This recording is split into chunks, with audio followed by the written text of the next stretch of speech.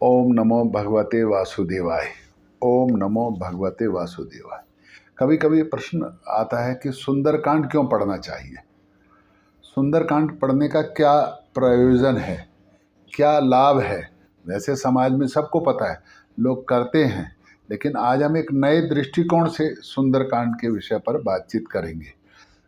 एक तो जग जाहिर है कि अगर सुंदरकांड का पाठ करते हैं तो अपनी सभी मनोकामना, कोई भी ऐसी मनोकामना नहीं है जो सुंदरकांड का पाठ करने से पूरी ना होती हो। चाहे मकान के विषय में हो, चाहे कारोबार के विषय में हो, चाहे कोर्ट कचहरी के विषय में हो, चाहे बच्चों के विवाह के विषय में हो, संतान सुख के बारे में हो, कोई भी ऐसी अपनी मनोकामना नहीं है जो सुंदरकांड के पाठ करने से पूरी ना होती हो। तो ये तो हो गया एक भौतिक विषय कि हमने मनोकामना पूरी करनी है और सुंदरकांड का पाठ करना है। कैसे करना है साधारणतः सब लोग जानते हैं, लगातार बैठकर समूह में, जितना भी ज़्यादा समूह में बैठकर करेंगे अच्छा रहेगा। लेकिन अगर कोई विशेष मनोकामना है तो हनुमान जी की फोटो आगे लगाई या छोटी मूर्ति ली। मूर्ति साधारणतः 9 इंच से ज़्यादा बड़ी नहीं होनी चाहिए, 3-4 उंगल की हो तो और भी अच्छा रहेगा। और संकल्प करा कि मेरी ये मनोकामना पूरी हो जाए तो मैं सुंदरकांड का पाठ कर रही हूँ। तो उसका मैंने पहले भी बार बार हर जब भी कोई पूजा की बात करता हूँ तो संकल्प का, क्योंकि संकल्प से किए हुए कार्य का फल अधिक मिलता है। फल तो सबका मिलता है, लेकिन संकल्प करके और पूरे मनोयोग से सुंदरकांड का पाठ करना चाहिए। एक विषय है, सब प्रकार के मनो का सामूहिक में करें, सामूहिक कराएं, लेकिन एक अजीब सी वो पाठ के बीच में कुछ अजीब सी गाथाएं कथाएं कहना शुरू करते हैं पाठ को रोककर।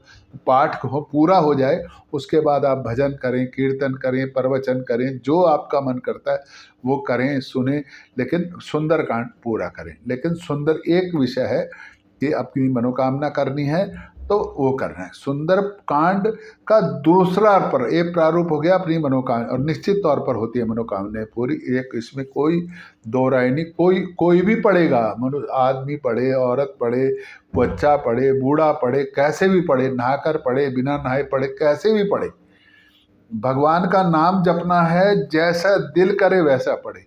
लेकिन नहा धोकर स्वच्छ होकर पढ़ेंगे तो ज़्यादा आपके मन को भी खुशी होगी। कुछ भी चीज़ हम अगर सफाई के साथ करते हैं तो वो बहुत ज़रूरी है। कितना करना है, क्या करना है, कितना भोग लगना है, कितना प्रसाद चढ़ना है, कैसा प्रसाद चढ़ना है, ये सब क्षमता के अनुरूप होता है। लेकिन सिर्फ हम सुंदरकांड में एक जगह गए, मैंने जी सुंदरकांड कराना कह रहे थे, तो मैंने कहा करा लो। तो कहने लगे अभी थोड़ी अरे व्यवस्था क्या हो जाए। व्यवस्था ये था कि कोई प्रसाद अच्छा बन जाए, कुछ हो जाए।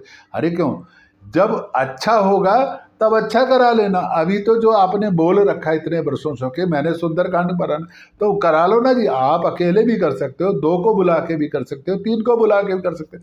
अब वो बात थी ना एक बार की किसी ने पूछा भंडारा करना है, अरे तो भंडारा कुछ भी कर लो, जरूरी है तो पूरी भीड़ इकट्ठी करके और लोगों को जबरन सड़क पर रोक कर नहीं पूरी खाओ और वो ना खाएं और फिर बर्बाद हो।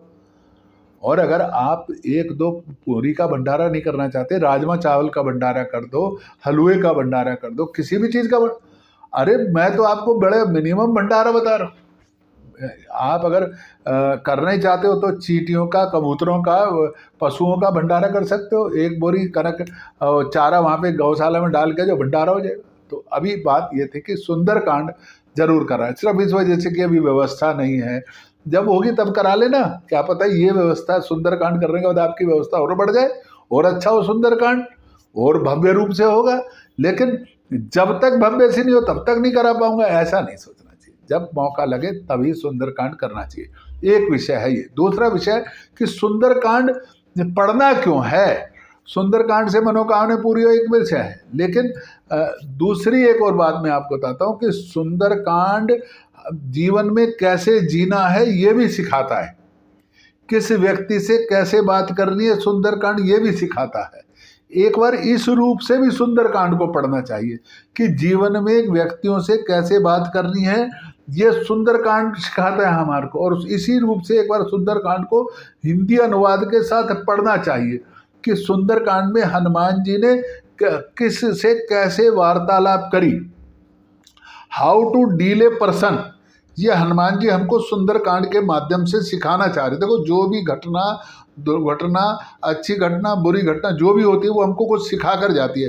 तो हनुमान जी के इस पूरे पराक्रम में समुद्र तट से लंका तक जाना और लंका में रावण से मिलना और वापस आना, इस पूरे पराक्रम में जो हमको हनुमान जी बहुत कुछ सिखा जाते हैं।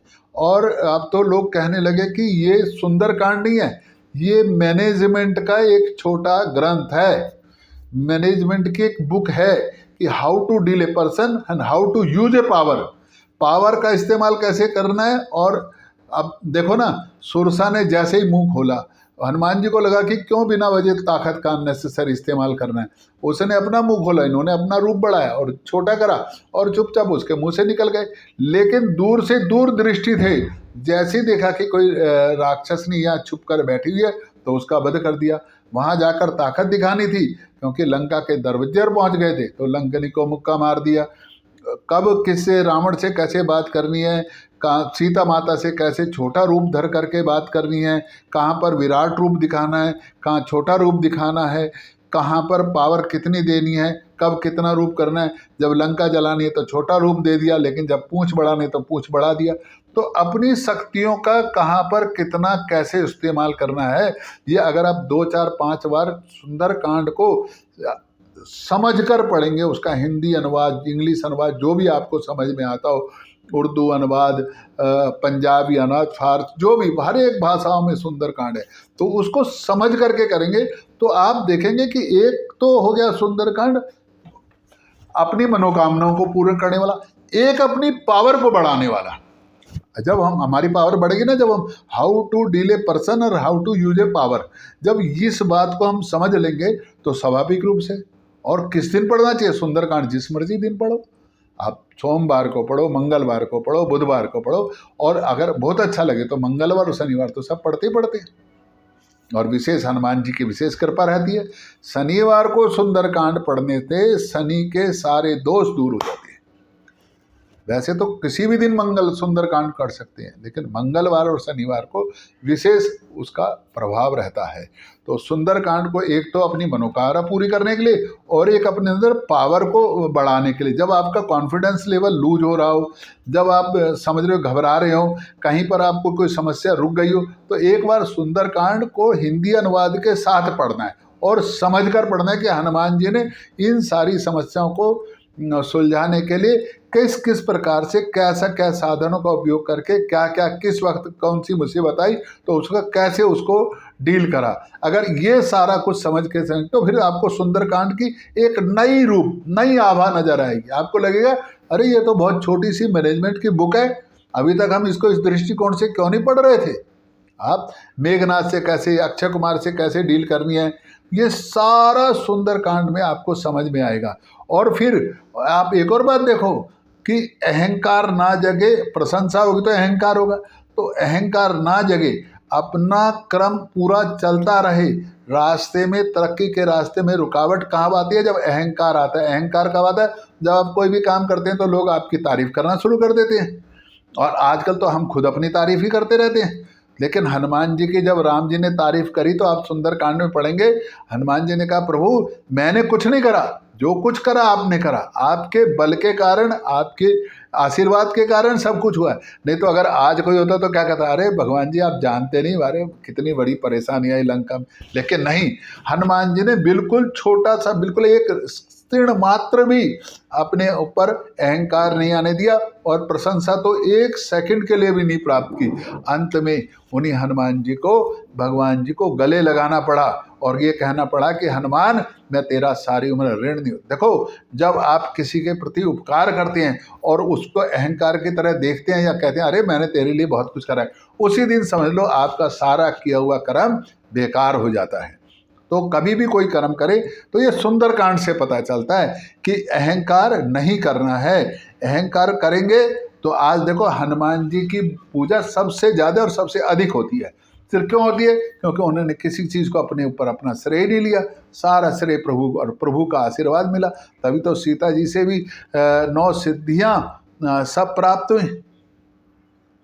तो भगवान हनुमान जी को सुंदरकांड को दो, एक तो मनोकामना पूरी करने के लिए पढ़ना है और एक किस तरीके से अपनी पावर को बढ़ाना है। तो वो पावर बढ़ाने के लिए उसका हिंदी अनुवाद समझ करके, और एक दिन में समझ में आने वाला नहीं है, 4-5 बार 6 बार उसको आराम से सहजता से एकांत में, मैं कहता हूँ आधा भी पढ़ो, अगर समझने के, वो मनोकामना के लिए बात नहीं कर रहा मैं, आधा अभी पढ़ो फिर समझो, फिर उसको उसकी आपस में चर्चा भी करो घर में, और उस बच्चों के साथ भी चर्चा करो कि सुंदरकांड में हनुमान जी ने क्या कहा है, क्या काम कैसे करा, कैसे प्रशंसा नहीं ली। जब हम ये सारा इस दृष्टिकोण से भी सुंदरकांड पढ़ेंगे ना, तो आपको लगेगा कि हमारे घर के अंदर एक 20-25 रुपए की इतनी बड़ी मैनेजमेंट की बुक रखी हुई है।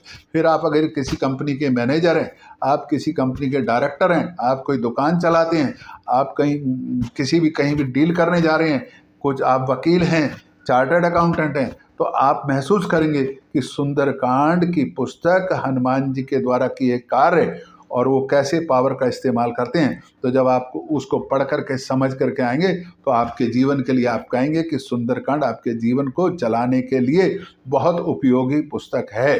तो मेरा एक बार सुझाव है कि सुंदरकांड को इस दृष्टिकोण से भी पढ़ें। बाकी तो आप अपनी मनोकामना के लिए जैसा जो जब दिल करे, जिस प्रभाव से जैसा आपका मन करे वैसा सुंदरकांड पढ़ना चाहिए, जहाँ मन करे वहाँ पढ़ना चाहिए, कोई दिक्कत नहीं है। कम है तो कम में पढ़ें, ज़्यादा है तो ज़्यादा पढ़ें, लेकिन कभी ऐसा नहीं सोचना चाहिए नहीं इतने पैसे आएंगे तब होगा, तब वो भव्य करवा, अरे भव हो जाएगा। आप अकेले एक बार अकेले बैठ कर वो संकल्प करो कि अगली बार 5 लोग आए, उनके भोजन की व्यवस्था करो, देखो निश्चित रूप से आपकी मनोकामना पूरी होगी। तो एक बार खुले मन से सुंदरकांड को मनोकामना के पढ़े और अपना बल वैभव बुद्धि बढ़ाने के लिए भी करें। लेकिन जब बल वैभव बुद्धि बढ़ानी है तो उसको जरा हिंदी रूपांतर उसका पूरा समझ के, उसके श्लोकों का अर्थ समझ के, हनुमान जी ने कब क्या करा उस पर चिंतन करके, एक एक श्लोक पर, एक एक चौपाई पर जब चिंतन करेंगे ना, तब आपको समझ में आया कि हनुमान जी ने सुंदरकांड में करा क्या था। और सुंदरकांड वास्तव में तुलसीदास जी ने इतनी प्रमुखता से और इतनी ज्ञानव्यान चीज़ें कैसे लिखी हैं। ओम नमो भगवते वासुदेवाय। ओम नमो भगवते वासुदेवाय। हनुमान जी महाराज की